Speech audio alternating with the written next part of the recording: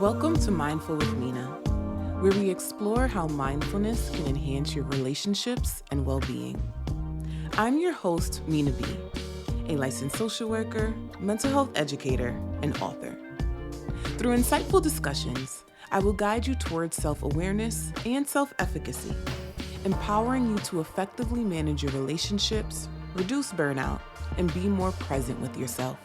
So let's jump into today's episode.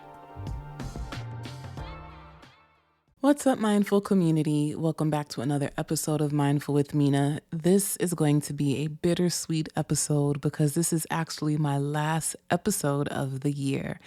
I am going to be taking the rest of the year off, but I will be back in January, so don't worry. More episodes are indeed coming, but I am going to close out with this episode this year, and I want to talk to you about limiting beliefs because as the end of the year comes around, I find that this is a time where people tend to feel a lot of sadness, a lot of depression, general unhappiness, especially when you add the layer of seasonal depression.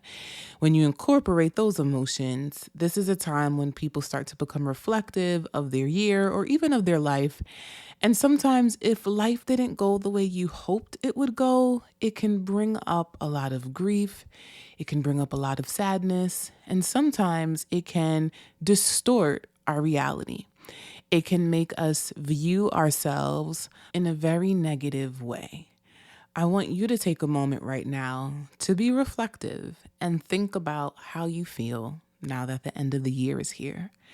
I want you to think about general themes that have come up for you this year. What are some things or challenges you had to face or even navigate? And I want you to think about the general consensus that you've come to when it comes to what you achieved for the year of 2024. It was a hard year for many people, and I'm going to go ahead and say that every year has a sense of hardship somewhere sewn into the fabric of our lives.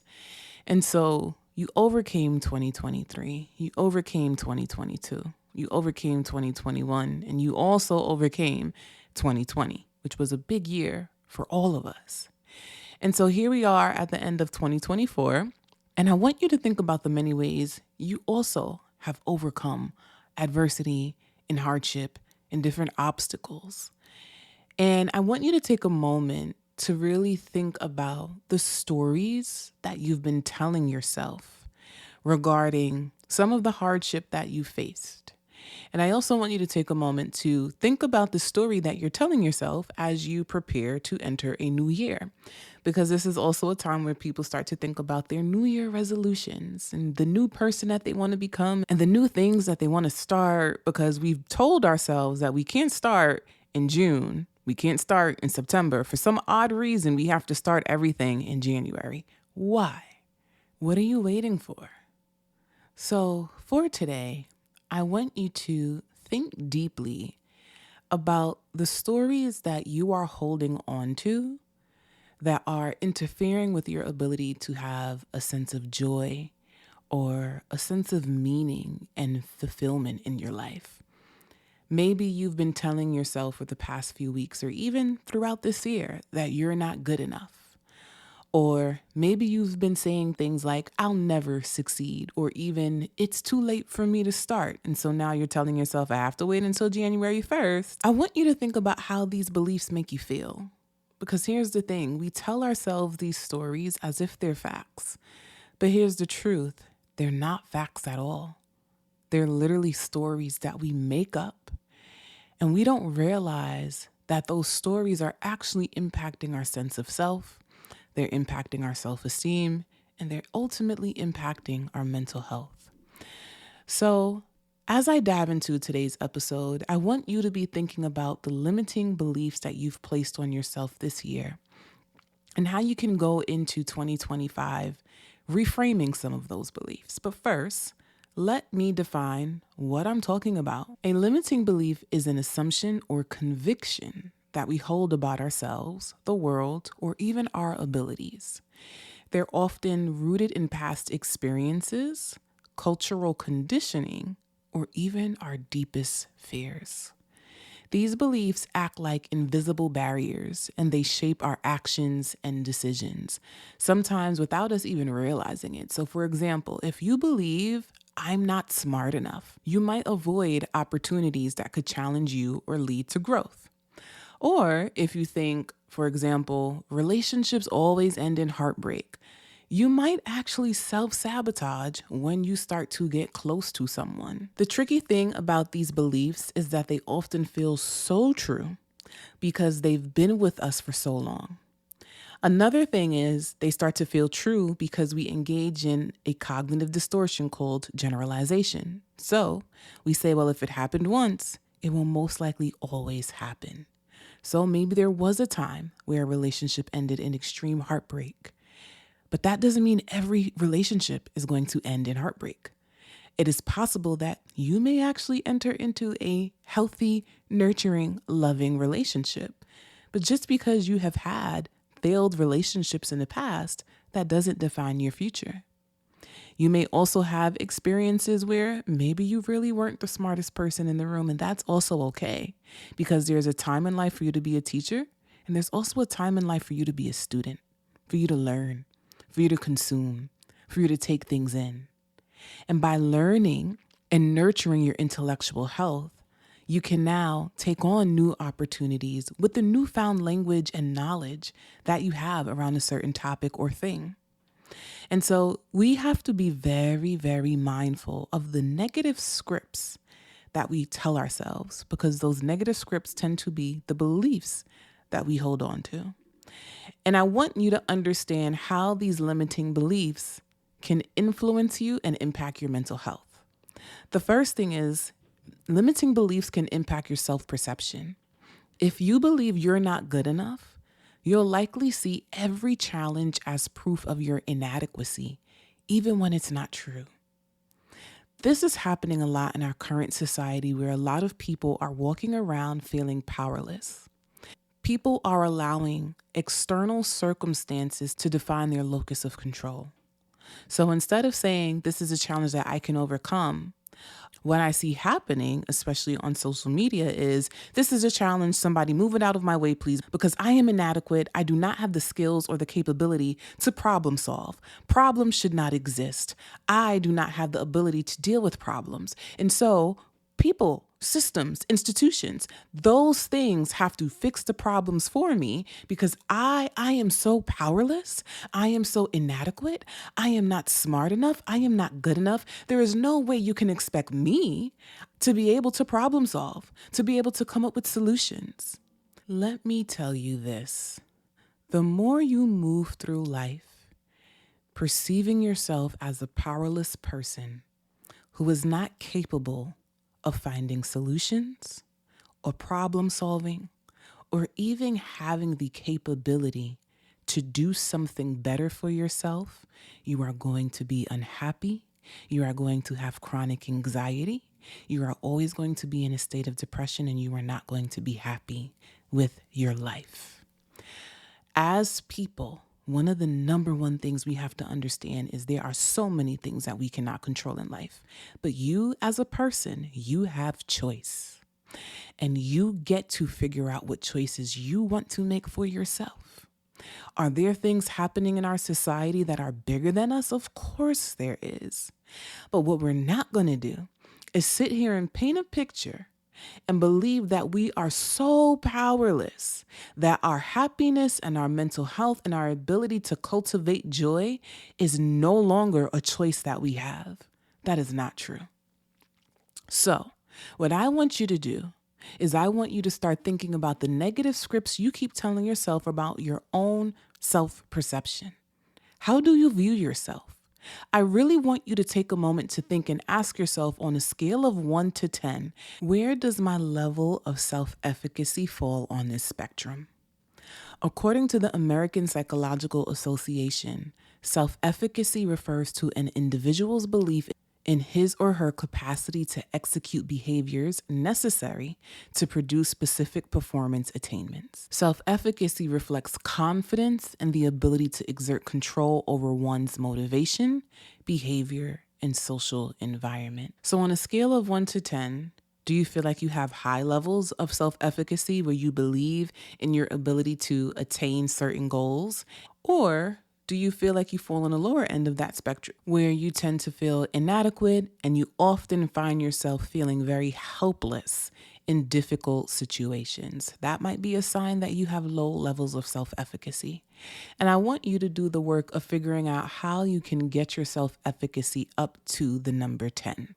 So that is going to be your homework assignment. Now, the second way limiting beliefs can impact your mental health and your sense of self is it can impact your decision making. Limiting beliefs can lead to fear-based decisions. You might avoid taking risks or trying new things because you've already convinced yourself it won't work out. How many times have you failed before you even started? And what that means is you have a goal, you have an idea, there's something that you want to achieve, but already you're telling yourself, I'm not good enough for this, or it's not going to be successful.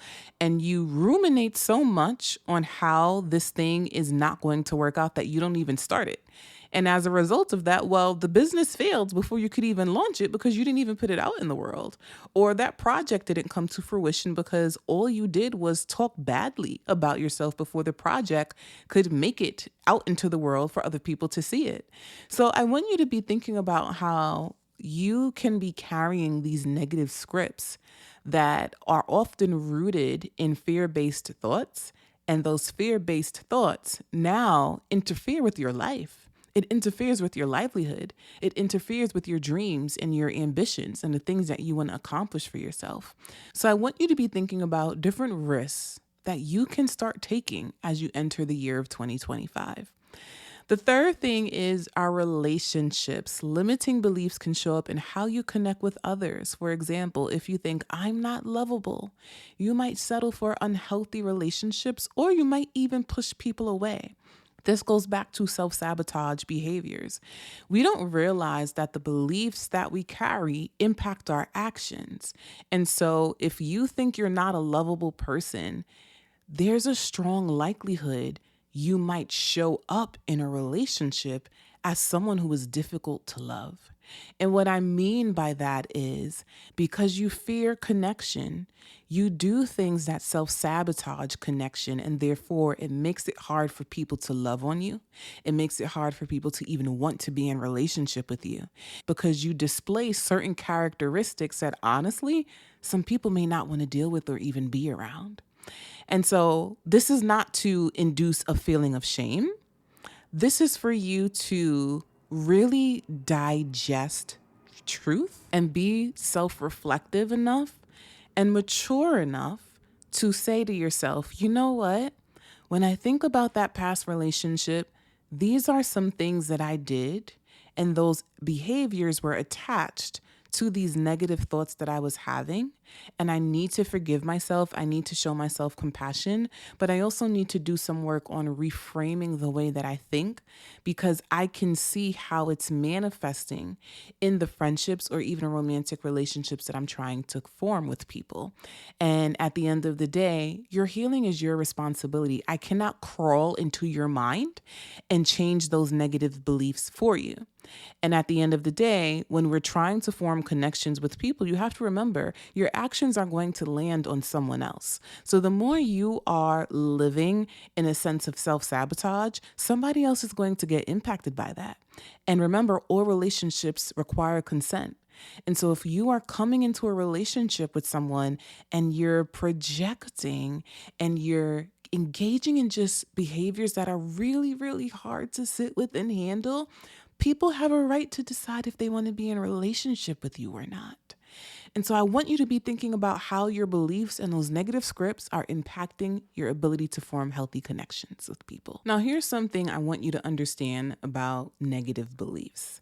Many of them were taught to you, and they were taught to you either by society, your family, or even past experiences. However, as an adult, you have the power to examine them and rewrite the narrative.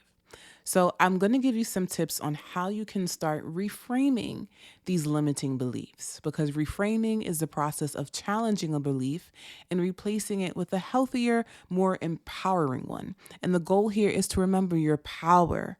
As I always say, you are not a powerless person. So the first thing I want you to do is identify the beliefs. This is the first step to everything. You need to ask yourself, what's holding me back right now? Write it down. For example, I'm not talented. I'm not good enough. I'm not smart enough. Whatever that belief is, don't be shy. Be real with yourself and write it down, or even engage in audio journaling, which is you just talking out loud so that you can hear some of these beliefs and you can start pinpointing the discrepancies in your thinking. The next thing I want you to do is examine the evidence. This is really important. It's important for you to question your beliefs. Where did this come from? Why am I treating it like truth? What evidence do I have that it is true? Often, you'll find that it's based on either fear or a one-time experience. You'll realize it's not a fact. Even if it happened in the past, it does not mean it will happen again. I'm going to say this one more time so that you can be picking up what I'm putting down. Even if it happened in the past, that does not mean it will happen again. We have to stop believing our past is going to determine what happens in our future. Because too many times people will say, well, I know it's true because it happened to me before. Okay, and it happened to you before. How do you know it's going to happen again? You cannot tell the future. So the only way for you to know what is going to happen is for you to exercise your power by walking into certain situations with confidence and a high self-esteem and a high sense of self. And even if something bad does happen again, guess what? This is why we have resiliency. And this is why we have self-efficacy, so that you can learn how to bounce back and start all over again. The next thing I want you to do is challenge the belief. Replace I'm not talented enough or I'm not good enough with a more balanced statement like I may have areas to learn.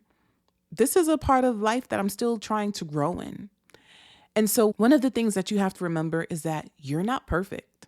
And sometimes you're having a particular belief because you're also believing that you're a perfect person. And this is why you constantly find yourself struggling, because you're not perfect. You're going to mess up. You're going to make mistakes. And so when you do make a mistake, the answer is not to say, I'm not good enough. I'm not talented enough. I'm not smart enough. No. Somebody with a growth mindset says, oh man, I have a lot to learn. That's all you got to do. Now, the last thing I want to share is the importance of actionable steps, because action helps reinforce new beliefs. So, for example, you might say, I'm really awkward and that's why it's hard for me to make friends. And maybe what you need to do is actually attend some sort of community event or volunteer or just be in a space where you can connect with people and use that as an example to show yourself that, oh, people like engaging with me. People enjoy talking to me. I can actually be in an environment and not feel awkward or perceive myself as awkward because there's evidence in the room that people actually enjoy speaking to me. So actions, again, can help reinforce new beliefs. So I want you to be thinking about some actionable steps that you can take to write healthier, positive scripts about yourself. Now, the last thing I'm going to share, as always, is the importance of seeking help, because sometimes our beliefs are so deeply rooted that we need help untangling them. And a therapist can be a great resource to help you untangle some of those thoughts that you're having about yourself, get to the root of that, and write new scripts for moving forward. So before I wrap up, I want to share that one of the most important tools in overcoming limiting beliefs is self-compassion. Because like I said, a lot of the things that you think about yourself might be influenced from society, messages your family told you, and like I said, past experiences. But remember, past experiences do not define your future. When you notice yourself falling into old thought patterns, don't beat yourself up. Instead, acknowledge the belief, remind yourself that it's normal, and then gently guide yourself back to a healthier mindset, okay? We're not going to be beating ourselves up here. That is not how we move forward. Think of it like this. You wouldn't yell at a friend for doubting themselves. You'd most likely encourage them. You'd remind them of their strengths. You would even help them see what's possible. So start treating yourself the same way. Be as compassionate to yourself as you would with a friend. So today I challenge you to identify one belief that's been holding you back, especially a belief that held you back in 2024. I want you to write it down, examine it, and start reframing it. Growth happens one small step at a time, and you are more than capable of taking that step because you are not a powerless person. So, if this episode resonated with you, please share it with someone who might need a little encouragement. Also, please don't forget to rate and review this podcast wherever it is that you're listening to your podcast. Also, if you're listening on Spotify, please leave a comment and let me know how you're going to be reframing some of your limiting beliefs this year. Lastly, if you want to stay connected with me, please sign up for both of my newsletters, Mindful with Minaa and I'm So Mature. All of that information is linked in the description box. Also, if you want to get a great gift for someone this Christmas season, you can order my book, Owning Our Struggles, which is available everywhere books are sold. Lastly, I am wishing you a wonderful holiday season. And please remember to be kind to yourself. I am so excited to see what 2025 brings for both you and me. Until next time.